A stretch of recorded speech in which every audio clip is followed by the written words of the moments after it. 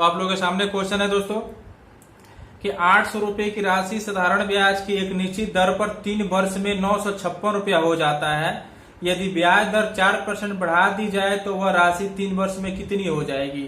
ठीक है दोस्तों, हमारा आप लोग बेसिक क्लास देखेंगे। साधारण ब्याज का तो हम बता चुके हैं दोस्तों। साधारण ब्याज का फॉर्मूला क्या होता है, simple interest equal to P गुड़े आर गुड़े टी बट्टे में 100।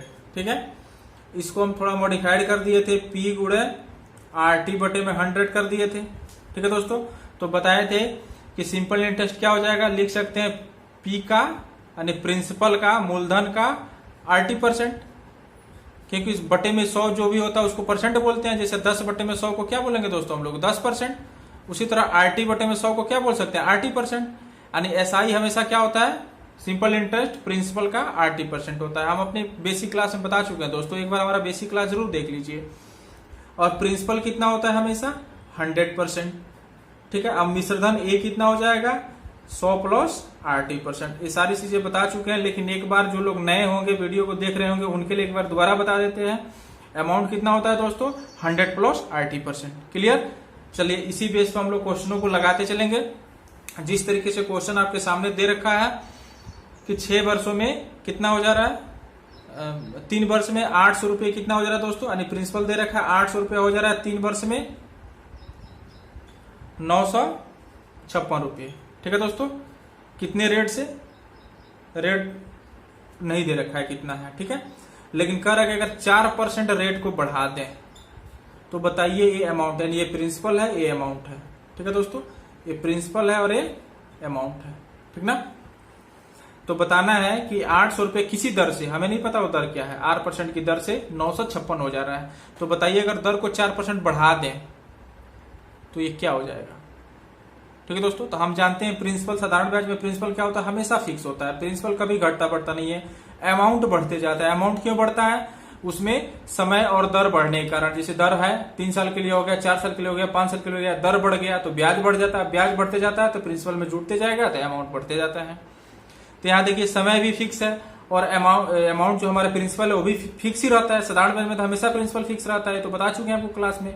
तो जैसे 4% हमारा दर बढ़ा तो क्या हो जाएगा, 4 × 12% हमारा साधारण ब्याज और बढ़ जाएगा। कैसे, जैसे देख लीजिए कि 800 रुपये का थोड़ा समझाते रहे, 800 रुपये का RT% क्या हो गया, जैसे मान लीजिए 3T, यहाँ R नहीं पता यानी 3R%, T के जगह 3 रख दिए यानी 3R% 956 दे रखा है।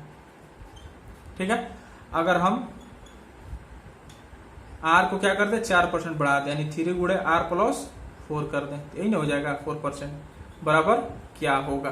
ठीक है, तो देखिए 800 गुणे में क्या हो जाएगा, ये 3R% और प्लस एक जगह इसको लिख दिए 800 गुणे में 4 तिया में 12%, यही नहीं हो जाएगा। ये तो 956 दे ही दिया है और प्लस ये कितना हो जाएगा, 12% निकालेंगे तो 12/96%, नीचे 100 होगा तो 2 जीरो कट जाएगा, 96 रुपये और हो जाएगा। 96 रुपये और इसमें जोड़ देंगे, मतलब 6 6 12 के 2 1, 9 5 14 1 15 के 2 1 और 9 1 10 यानी 1052 रुपये हो जाएगा। ये समझाने के लिए बताया दोस्तों, जबकि क्या करना होता है, सीधा सीधा हम RT% इसी का निकाल देंगे, यानी 800 का सीधा सीधा 4 तिया 12% निकाल देंगे, आ जाएगा 96 रुपया। 96 रुपया 956 में जो मिश्रधन है उसमें फिर ब्याज 96 रुपये का और जोड़ देंगे यानी 1052 रुपया। ठीक है, ऐसे क्वेश्चन को कैलकुलेट करने की कोई जरूरत नहीं है, बस 4 तिया 12% निकालिए, 96 में जोड़ दीजिए मिश्रधन में, क्योंकि थोड़ा और ब्याज जुड़ जाएगा 4% बढ़ने के कारण, और क्या होगा। ठीक है दोस्तों, आइए एक और क्वेश्चन देख लेते हैं, ये समझाने के लिए थोड़ा सा एक स्टेप बढ़ा दिए हैं।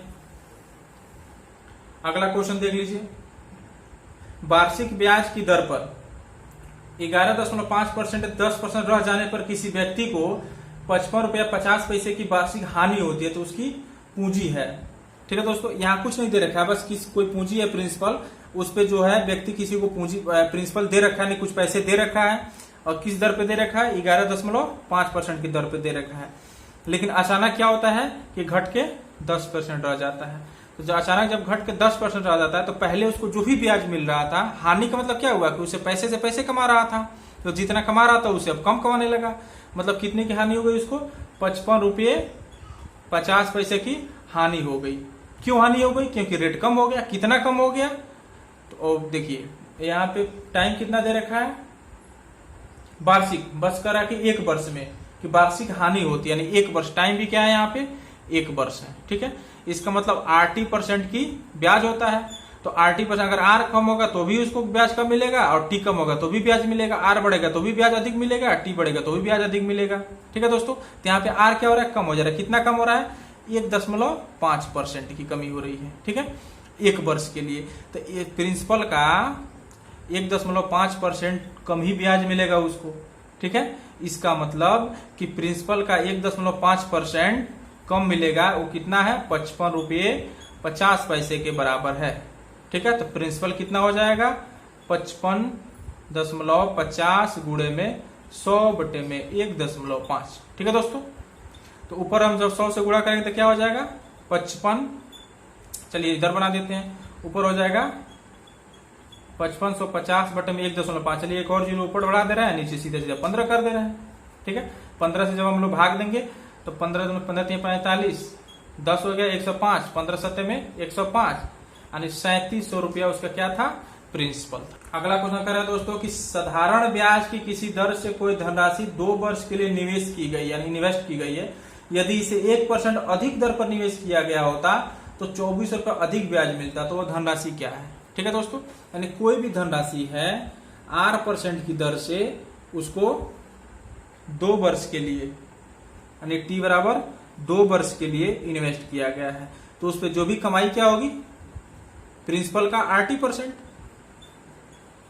ये नहीं होता है, यानी प्रिंसिपल का 2T/100%, यही ना ब्याज मिलेगा उसको। सिंपल इंटरेस्ट ही कमाई होता है, क्योंकि प्रिंसिपल तो बदलेगा नहीं, प्रिंसिपल तो सेम का त्यों रहेगा।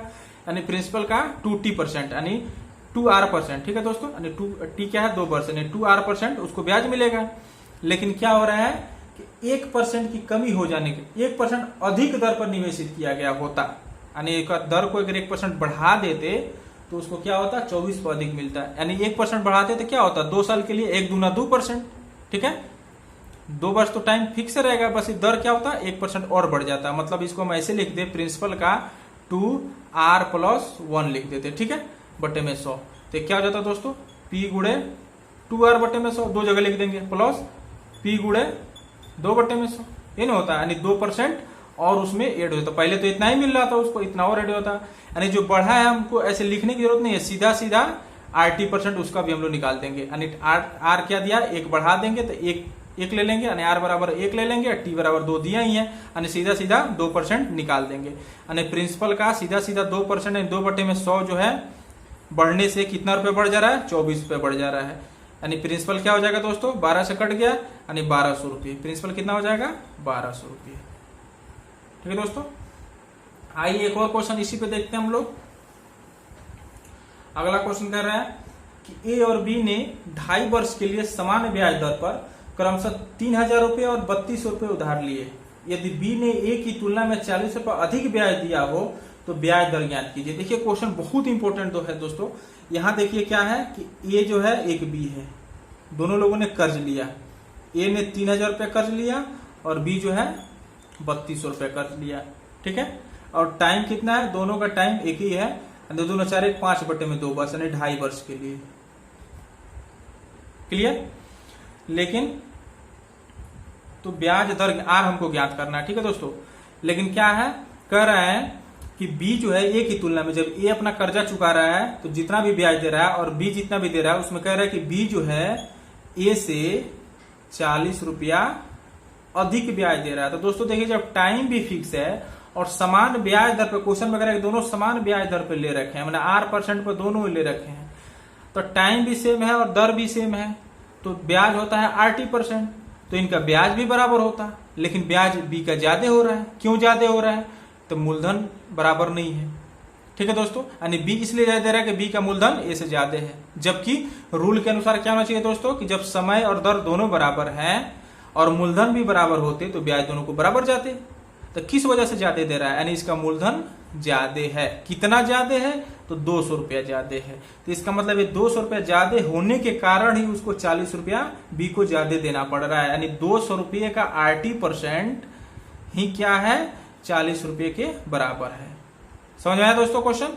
ठीक है, चलिए यानी 200 का RT%, आर हमको ऐसे रहने देना क्योंकि आर ज्ञात करना है। टी कितना है 5/2 वर्ष और बटे में 100 बराबर में 40, तो इससे कट गया, 2 से 2 कट गया, यानी आर बराबर क्या हो जाएगा 5 उधर चला जाएगा, मतलब 8/40 यानी 8% दर है।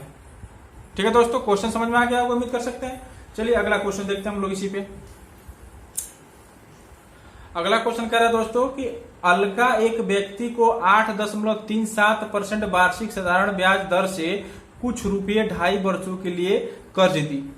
वह गणना करती है कि यदि वह 1.37% कम दर पर ऋण दी होती तो उसे 685 रुपये यानी 6850 रुपये कम साधारण ब्याज मिलते, यानी 6850 रुपये कम साधारण ब्याज मिलते। ठीक है दोस्तों, यानी क्या कर रहे हैं यहाँ पे कि 8.37% से अगर कम कर देती, कितने कम कर देती 1.37%, तो उसको ब्याज में कितनी कमी हो जाता 6850 रुपये की कमी हो जाता। ठीक है, तो उसका प्रिंसिपल बताइए कि प्रिंसिपल कितना था, कितने रुपये अलका ने दी थी। ठीक है दोस्तों, अब तो हम जानते हैं कि ब्याज क्या होता है, प्रिंसिपल का RT%, RT% ब्याज होता है। ठीक है दोस्तों, तो यहां पे जो टाइम है कितना दे रखा है 2.5 वर्ष, यानी टाइम भी दे रखा है 5/2 वर्ष। ठीक है, और दर क्या है, दर की कमी के कारण ही तो कम ब्याज मिल रहा है उसको, यानी अगर दर कम कर देते इतना तो कम मिलता, यानी उस प्रिंसिपल का इतना % इतने वर्ष के लिए इतना ब्याज हो गया, ये ना मतलब हुआ, तभी तो इतना कम करने पर इतना रुपए कम मिल रहा है, यानी उस प्रिंसिपल का इतना % दर से इतने टाइम का ब्याज इतना हुआ, बस इतना ही समझिए। यानी कि उस प्रिंसिपल P का 1.37% दर से 5/2 वर्ष का जो ब्याज हुआ दोस्तों वो कितना हो गया 6850 रुपये, बस यही समझना है इसमें।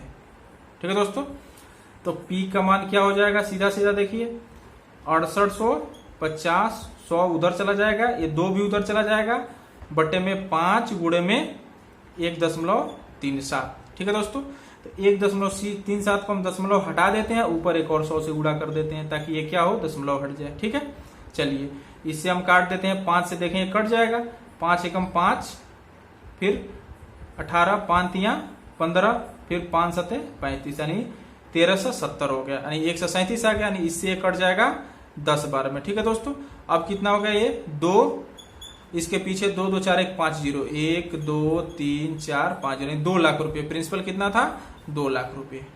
ठीक है दोस्तों, अगला क्वेश्चन देखते हैं दोस्तों। अगला क्वेश्चन कर रहा है किसी धनराशि पर 4% वार्षिक साधारण ब्याज की दर से 8 वर्षों में जो साधारण ब्याज प्राप्त होता है वह धनराशि से 680 रुपया कम है, तो वह धनराशि क्या। ठीक है दोस्तों, तो प्रिंसिपल, कोई प्रिंसिपल है P। ठीक है, तो जानते हैं कि हम सिंपल इंटरेस्ट क्या होता है, प्रिंसिपल का RT%। ठीक है, और अमाउंट कितना हो जाएगा, सॉरी प्रिंसिपल कितना हो जाएगा 100%, ये हम अपने बेसिक क्लास में बता चुके हैं और पिछले अभी बताए हैं। और अमाउंट में से धन कितना हो जाएगा P + SI, मतलब 100 + RT%। यही ना होता है, इसी कॉन्सेप्ट से बनाएंगे इसको। इसमें देखिए टाइम दे रखा है 8 वर्ष और रेट दे रखा है 4%। ठीक है, तो SI सिंपल इंटरेस्ट कितना हो जाएगा, प्रिंसिपल का RT%, मतलब 8 चौको 32%, यानी 32% साधारण ब्याज है, और प्रिंसिपल कितना होगा 100%। क्वेश्चन में क्या कह रहा है कि जो सिंपल इंटरेस्ट है वह मूलधन से यानी राशि से 680 रुपया कम है। तो इस तरीके से हम देख रहे हैं, तो सिंपल इंटरेस्ट 32%, 100% से कितना कम है, तो 100% माइनस 32% बराबर 68 कम है, यानी 68% कम है, जबकि क्वेश्चन में ये कितने के बराबर है 680 रुपये के बराबर है। यानी हम कह सकते हैं कि 68% 680 के बराबर है, तो 1% कितने के बराबर होगा 10 के, जब भाग देंगे तो हमें निकालना क्या है प्रिंसिपल, तो प्रिंसिपल हमेशा क्या होता है 100% होता है, तो 100% कितना हो जाएगा दोस्तों 100%, तो इसमें 100 से गुणा कर देंगे। ठीक है, 10 2 0 और हो जाएगा, यानी 1000 रुपये, और राशि क्या हो जाएगी 1000 रुपये। ठीक है दोस्तों, उम्मीद कर सकते हैं क्वेश्चन समझ में आ गया होगा। आगे क्वेश्चन कर रहे हैं दोस्तों कि राकेश 7,500 रुपये किसी वार्षिक दर से तथा 45 रुपये 1% अधिक वार्षिक दर से कर्ज लिया। 3 वर्षों के बाद उसने 1575 रुपये साधारण ब्याज के रूप में चुकाया तो 45 रुपये किस वार्षिक दर से कर्ज लिया। ठीक है दोस्तों, ये थोड़ा सा उससे हट के क्वेश्चन है, लेकिन देखते हैं। यानी उसने राकेश ने 2 तरह के कर्ज लिया। एक लिया 7,500 रुपये, एक ये प्रिंसिपल हो गया P1। दूसरा प्रिंसिपल जो उसने लिया 4,500 रुपये। ठीक है, लेकिन ये अगर ये R% के दर से लिया तो इससे 1% अधिक यानी R+1% की दर से इसको लिया। ठीक है, और कुल मिला के दोस्तों 1,575 रुपये का क्या किया, ब्याज भुगतान किया। तो बताइए कि 45 रुपये किस दर से लिया, इसी का पूछ रहा है ना, यानी ये हमको निकालना R+1%। ठीक है, तो देखिए हम जानते हैं कि सिंपल इंटरेस्ट क्या होता है, टोटल सिंपल इंटरेस्ट होता है प्रिंसिपल का RT%। ठीक है, यानी 75 गुणे R। क्यों 75 गुणे R, क्योंकि परसेंटेज है, नीचे 100 होगा 2 0 कट जाएगा, प्लस 45 गुणे R+1। और T कहां गया, T कितने दिन के लिए है, 3 वर्षों के बाद, यानी यहाँ 3 भी हो जाएगा RT%, यहाँ भी 3 हो जाएगा। ठीक है दोस्तों, RT% 3, यहाँ भी हो जाएगा 3। ये कुल मिलाकर हो जाएगा 1,575 रुपये के बराबर। ठीक है दोस्तों, चलिए हम लोग आगे सॉल्व करते हैं। यहां से अगर हम लोग 3, 15, 45 यानी 15 और 3 कॉमन ले लें। ठीक है, तो यहाँ क्या हो जाएगा 1575 यानी 5 R, और यहां से 15 ले लिए और 3 कॉमन ले लिए यानी 45 निकल गया, तो सिर्फ बचा 3R प्लस 3 बराबर में 1575। ठीक है, अगर हम चाहें तो इसको काट सकते हैं, 15 कम 15, 1575।